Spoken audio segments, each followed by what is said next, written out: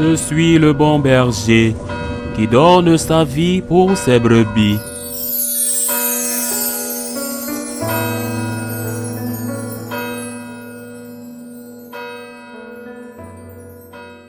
En ce temps-là, Jésus disait à ses disciples, « Restez en tenue de service, votre ceinture autour des reins et vos lampes allumées. Soyez comme des gens qui attendent leur maître à son retour des noces pour lui ouvrir dès qu'il arrivera et frappera à la porte.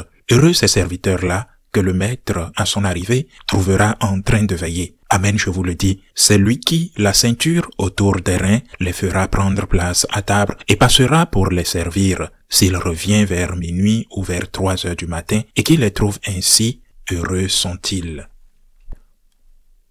Acclamons la parole de Dieu. Nous approchons à la fin du cycle liturgique et peu à peu, en semaine et en dimanche, apparaîtront les évangiles qui nous invitent à réfléchir aux réalités de l'après-mort, c'est-à-dire de la vie éternelle, et qu'en théologie on appelle l'eschatologie. Après la mort, il y a vie, mais toutes les vies ne se ressemblent pas, chers frères et sœurs. Nous ressusciterons tous, mais nous ne connaîtrons pas tous une résurrection à la vie. Il y a le ciel, le purgatoire et l'enfer. Le purgatoire est un temps de souffrance, de purification. C'est en même temps la convalescence, comme après une opération chirurgicale et une période de convalescence avant de sortir de l'hôpital. Avant d'aller au ciel, il faut se purifier, à moins que quelqu'un qui reste ici, qui vous aime, puisse vous accorder une indulgence plénière.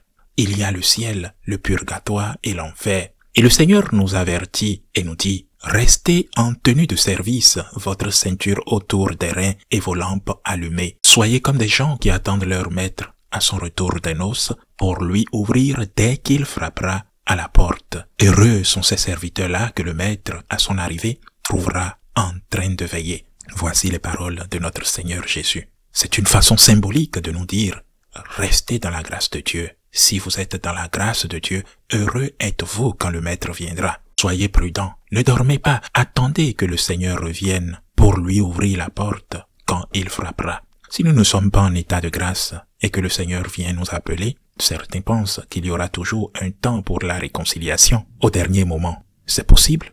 Est-ce que c'est possible? C'est une belle question. Et moi non plus je ne saurais répondre parce que je ne suis pas Dieu. Mais c'est peu probable, chers frères et sœurs.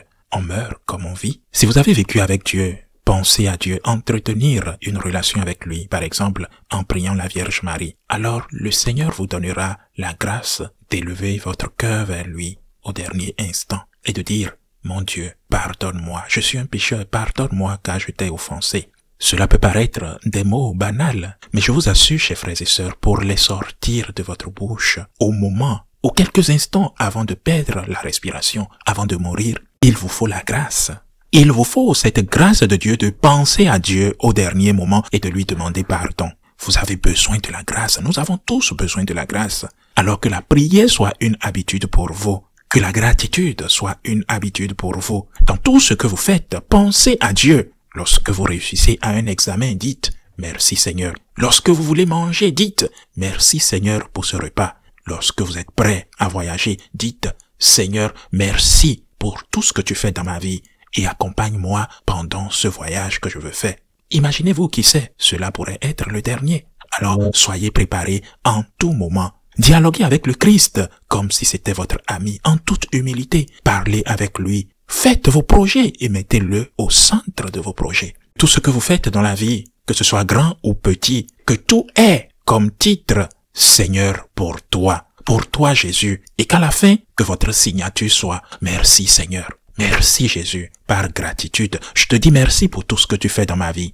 Ainsi, même au dernier moment de votre vie, penser à Dieu deviendra une habitude et vous le ferez. C'est ça la grâce. Demandez pardon au Seigneur. Je suis pécheur, pardonne-moi car je t'ai offensé. Et si j'ai offensé un frère ou une sœur et que je ressens ce véritable douleur au fond de mon cœur, je dois demander pardon à cette personne.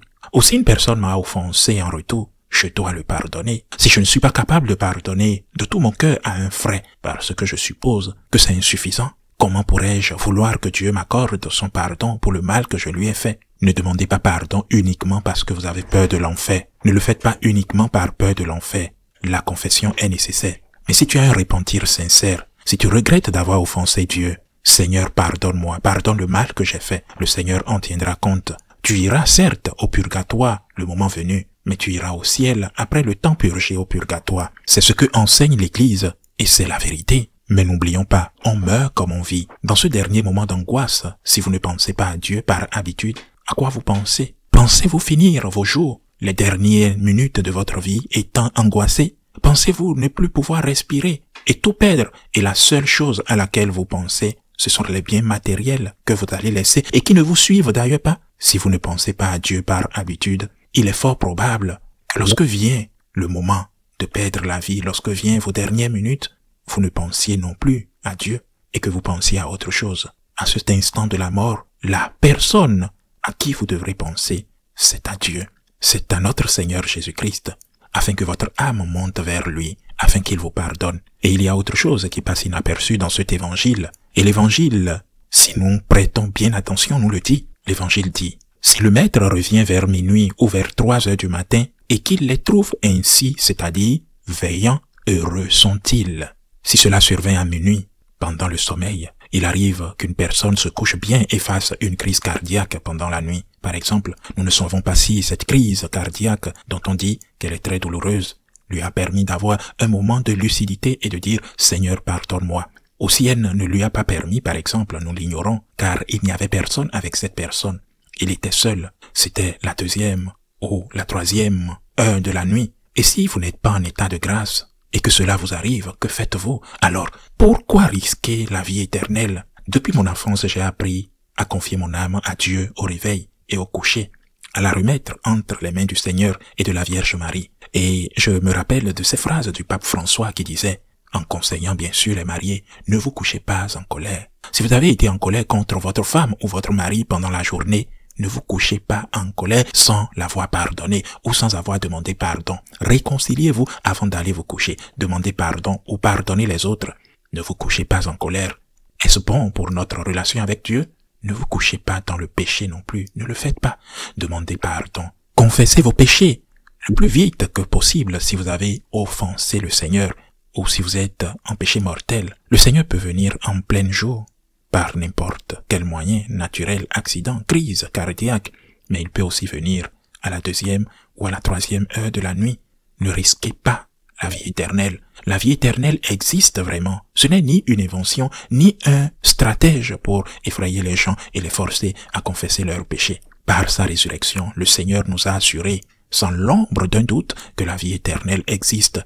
Ne jouez pas votre vie éternelle avec Dieu. Demandez pardon immédiatement au Seigneur après avoir commis un péché mortel. Même s'il s'agit d'un péché de caractère, demandez pardon. Et si possible, demandez pardon à la personne que vous avez offensée.